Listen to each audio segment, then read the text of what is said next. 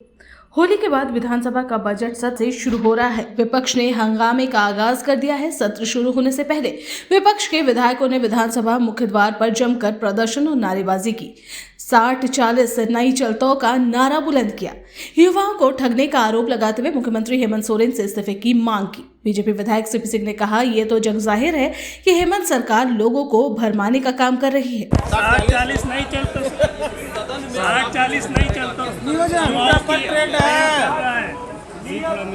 देखिए, हेमंत जी की सरकार वो चाहती ही नहीं है कि झारखंड के नौजवानों को, शिक्षित बेरोजगारों को नौकरी दे। इसलिए 1932 का हो कि 60-40 हो, क्या हो, ये तो बस जग जाहिर है कि ये सिर्फ भरमाने के लिए ऐसा कर रही है।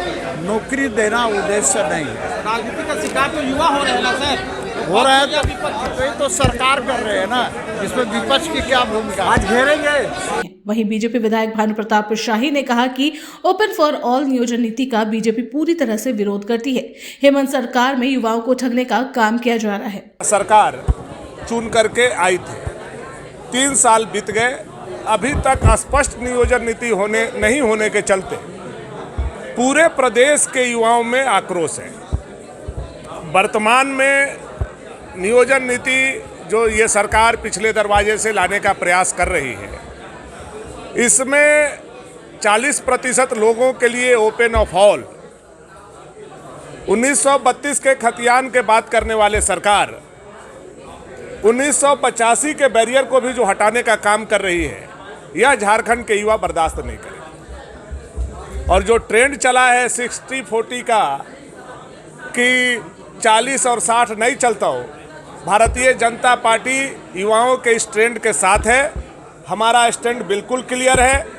आप 1932 जब विधानसभा से सर्वसम्मति से पास कराए थे, तो किसके कहने पर, किसके सहमति से, कैसे आप लोगों ने 40% युवाओं के लिए, देश भर के लिए दरवाज़ा खोला है?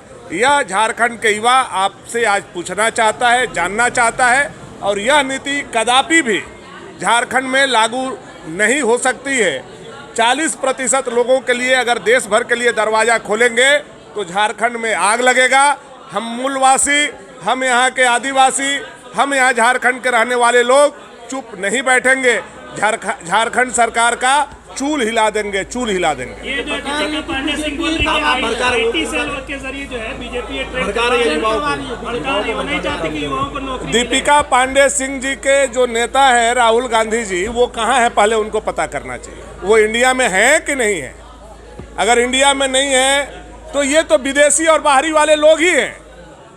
इनकी कोई झारखंड के प्रति सहानुभूति नहीं है। झारखंड पार्टी और झारखंड मुक्ति मोर्चा और कांग्रेस, ये झारखंड को लूटने के लिए यहाँ आए हुए हैं, झारखंड को बनाने के लिए नहीं आए हैं। झारखंड की स्थापना भारतीय जनता पार्टी के स्वर्गीय प्रधानमंत्री अटल बिहारी वाजपेयी जी ने किया था।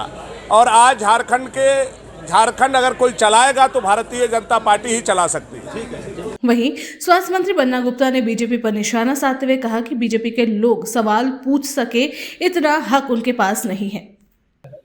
तो विपक्ष क्या चाहता है? विपक्ष को पूछिए, उसके पास कोई स्पष्ट नीति है क्या? ये तो कभी कुछ कहते हैं, कभी कुछ कहते हैं। कभी यही विपक्ष के लोगों ने कहा था, नियोजन नीति लाया था, और इन लोगों ने कट ऑफ डेट क्या रखा था आपको मालूम है। फिर यही लोग गिरिडीह का जब ये लोग सम्मेलन कर रहे थे तो पीछे लिख दिया था कि 1932 की बात की थी, पहले 1918 की बात की, और 2018 की बात की, फिर 1932 की बात की।